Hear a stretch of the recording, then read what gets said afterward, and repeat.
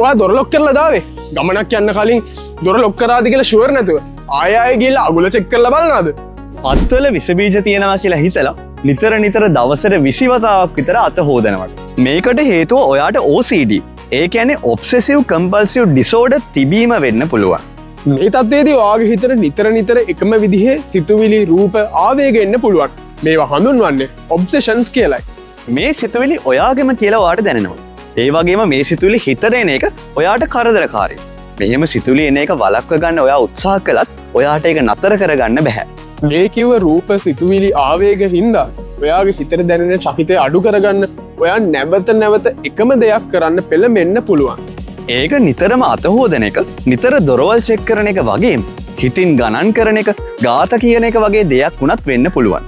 මේවා හඳුන්වන්නේ කම්පල්ෂන්ස් කියලයි. මෙහෙම එකම දේ නිතර කරන්න වෙන එක ඔයාගේ හිතට කරදරයක් වගේම එදිනෙදා කටයුතු වලට විශාල බාධාවක්. ඒ වැඩේ කරන එකෙන් ඔයාගේ ආතතිය අඩු වුණත් ඒ වැඩෙන් ඔයාට ඇත්තටම සතුටක් ලැබෙන්නෙත් නැහැ.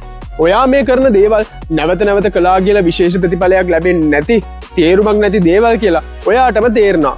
මේ දේවල් නොකර ඉන්න ඔයා උත්සාහ කළත් ඒවා නවත්ත ගන්න අපහසුයි. මේ වගේ හැසිරීමට අනෙක් අයට පේන දේවල්. ඒ කියන්නේ නිතර අතහොදනවා වගේ දේවල් වෙන්න පුළුවන්. එහෙම නැත්නම් ඔයාගේ හැසිරීම රටාව අනික් අයට පේන්නේ නැති.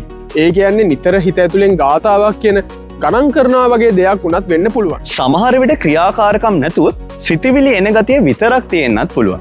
ඉතින් අපි මේ විස්තර කරපු OCD තත්ත්වයේ තියෙන කෙනෙක්ට එන්න පුළුවන් ප්‍රශ්න ගණනාවක් තියෙනවා. සිතුවිලි වලට හා ආතතිය වළක්වා ගන්න කරන ක්‍රියාකාරකම් වලට ජීවිතේ වැඩි කාලයක් වෙන හින්දා ජීවිතේ අත්‍යවශ්‍ය දේවල් වෙන පාඩම් කටයුතු සහ රැකියා කටයුතු අඩාල වෙන්න පුළුවන්. නිතර එකම වැඩේ කරන හින්දා වෙලාව අසාමාන්‍ය විදිහට නාස්ති වෙනවා.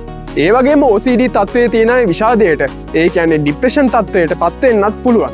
OCD ගැන අනෙක් අයවත් දැනුවත් කරන්න මේ වීඩියෝ එක ෂෙයා කරන්න අමතක කරන්න එපා. OCD කියන්නේ සම්පූර්ණයෙන් හොඳ කරන්න පුළුවන් තත්ත්වයක්. මේකට තියෙන ප්‍රතිකාර ක්‍රම ගැන අපි ඊළඟ වීඩියෝ එකෙන් කතා කරමු. මීට අමතරව ඔයාලට තියෙන සෞඛ්‍ය ගැටලු මේ වීඩියෝ එකට කමෙන්ට් කරන්න.